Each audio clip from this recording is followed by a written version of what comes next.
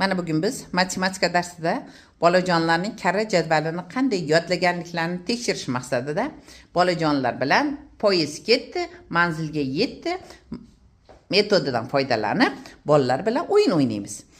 Bolajonlarimiz poyezdga juda ham chiroyli qilib joylashib olishgan. Manzilga yetish uchun bolajonlar karra jadvalini adashmasdan aytib berishlari kerak.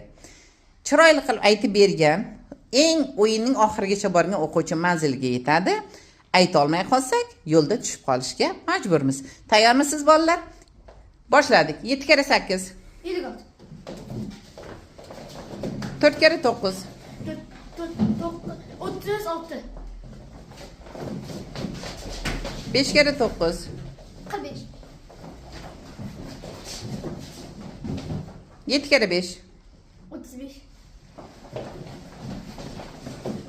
6 kere 3. 18. 3 kere 5. 15.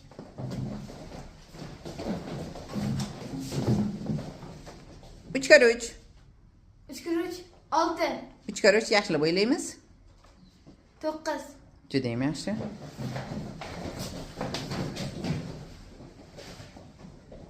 7 kere 8. 56.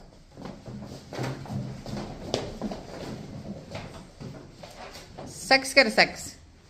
64.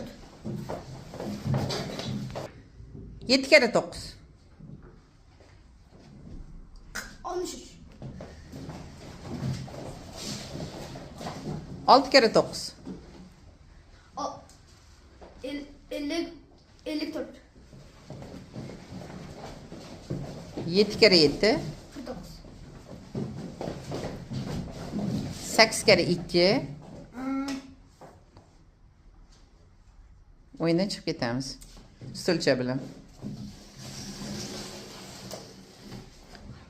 4 kere 4. 4 kere 4. 8. 4 kere 4. 16. 16.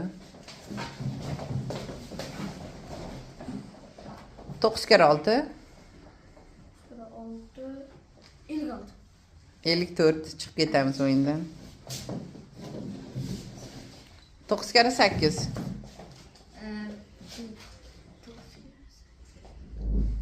72. Faqat tezroq aytamiz. 6 kere 7. 42. 42. Yo'lovchilar soni kam qolyapti. 7 kere 5. 35. 5 kere 6.